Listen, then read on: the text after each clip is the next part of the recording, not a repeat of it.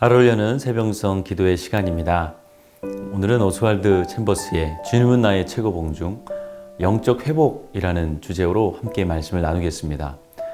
먼저 그의 글을 읽어드리고 그 의미에 대해서 함께 은혜를 나누겠습니다. 오늘 말씀은 에베소서 5장 14절의 말씀입니다. 그러므로 이르시기를 잠자는 자여 깨어서 죽은 자들 가운데서 일어나라.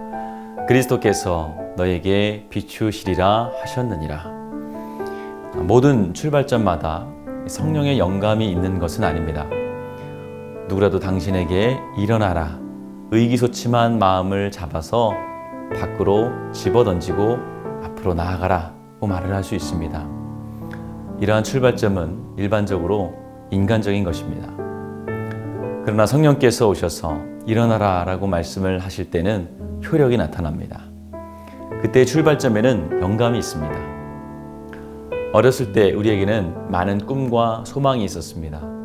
그러나 자라면서 그러한 꿈과 소망을 이룰 수 있는 능력이 우리에게 없음을 발견하게 됩니다. 원하는 것을 더 이상 할 수 없게 되자 자신의 꿈과 소망이 사라졌다고 말합니다. 이때 주께서 다가와 말씀을 하십니다. 죽은 자들 가운데서 일어나라. 하나님의 영감은 기적 같은 능력과 함께 임하기 때문에 우리는 죽은 자들 가운데서 일어나 불가능한 일들을 할 수 있게 됩니다. 영적 시발점에서 주목할 만한 것은 우리가 일어난 후에 생명이 우리에게 온다는 사실입니다. 하나님께서는 우리에게 무작정 승리하는 삶을 주지 않으셨습니다. 우리가 일어나 극복할 때 우리에게 생명을 주셨습니다. 즉 죽은 자들 가운데서 일어나라 라고 주님께서 말씀하실 때 우리가 일어나면 하나님의 영감이 임합니다. 주께서 손 마른 자에게 이렇게 말씀을 하셨습니다. 내 손을 내밀라. 이때 그 사람이 손을 내밀자 그의 손은 온전케 되었습니다. 주목할 점은 그가 손을 내밀었다는 사실입니다. 마찬가지로 우리가 일어나면 하나님께서 당장 생명을 주십니다. 그러면 우리는 주의 영감으로 충만하게 됩니다. 오늘 오스왈드 챔버스는 우리에게 영적인 침체에서 깨어나 일어나라고 말합니다. 신앙생활 가운데 모두가 경험하는 것 중에 하나가 바로 영적인 침체입니다. 영적 침체는 마치 영적인 감기에 걸린 것과 같은 것입니다. 감기는 건강한 사람이라도 걸릴 수 있고 아무리 힘이 센 사람이라도 감기에 걸리면 적어도 하루 이틀은 약을 먹고 쉬어야 합니다.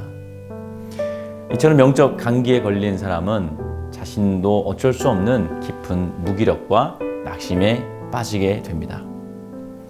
여러분 엘리야를 생각해 보십시오. 누구도 그의 영감과 믿음에 대해서 의심하는 사람은 없었을 것입니다. 그는 호롤단신으로 850명의 바알과 아세라 선지자를 모두 죽였습니다.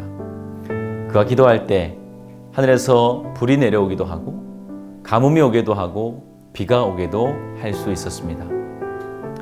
그런데 이러한 기적을 행한 후에 그는 어떠했습니까? 아합과 이세벨이 그를 죽이려고 하자 호렙산으로 도망가서 하나님께 죽기를 구합니다. 위대한 일을 하고 하나님의 영에 감동된 사람 엘리야에게도 영적인 침체가 찾아온 것입니다. 그때 하나님이 그를 다시 회복시켜 일으키시는 방법을 잘 보시기 바랍니다. 우리가 이미 다 알고 있듯이 영적인 침체에 빠져 죽기를 구하는 엘리야에게 하나님은 사람을 보내지 않으셨습니다.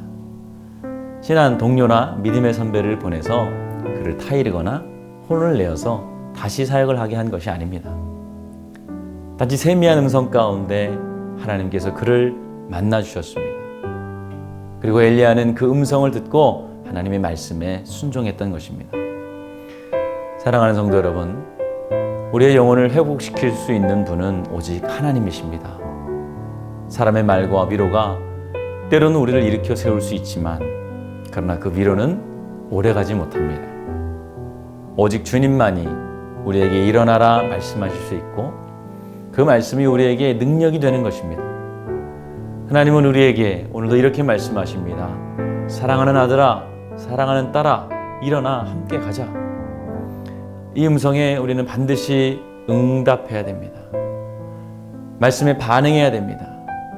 말씀에 반응하는 것이 믿음이고 반응하는 믿음이 태산이라도 옮길 수 있고 풍랑도 잔잔하게 할 수 있는 위대한 믿음임을 기억하시기 바랍니다. 특별히 오늘은 2020년 한 해의 마지막 날입니다. 우리가 하나의 시작과 끝을 정하고 그것을 기념하는 이유는 단 한 가지입니다. 그 이유는 2020년 올 한 해를 인도하신 에베네셀의 하나님께 감사하고 다가오는 2021년도 여호와 이레로 함께 하실 하나님을 믿고 의지하겠다는 결단이고 고백인 것입니다. 올 한 해도 우리와 함께 하시며 우리를 일으키신 하나님께 다가올 한 해도 동일하신 하나님, 동일한 은혜로 우리를 지켜주실 것을 믿고 감사하는 오늘 하루가 되시길 주님의 이름으로 축원을 드립니다. 우리 시간 함께 기도하실 때에 첫 번째, 어서속히 코로나가 종식되어서 온 교인이 함께 모여 예배드리게 하옵소서. 두 번째, 육신이 병든 자들과 마음이 상한 자들을 치유하여 주옵소서. 그리고 마지막 세 번째, 2020년을 지켜주신 하나님, 다가오는 새해에도 하나님의 음성을 듣고 순종하는 믿음의 사람들 다 되게 하여 주시옵소서. 우리는 이러한 기도 제목을 가지고 함께 기도하겠습니다. 귀하신 아버지 하나님, 은혜와 사랑을 감사합니다. 2020년 한 해를 돌아볼 때 주님의 은혜가 아니었음을, 주님의 은혜가 아닌 것이 없음을 고백합니다.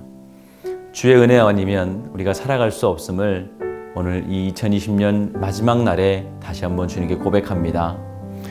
다가올 2021년도 그러한 믿음으로 살아가게 하여 주시옵소서.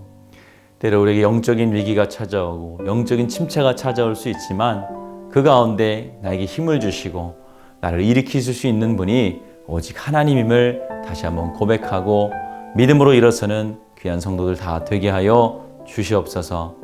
예수님의 이름으로 기도하였습니다. 아멘.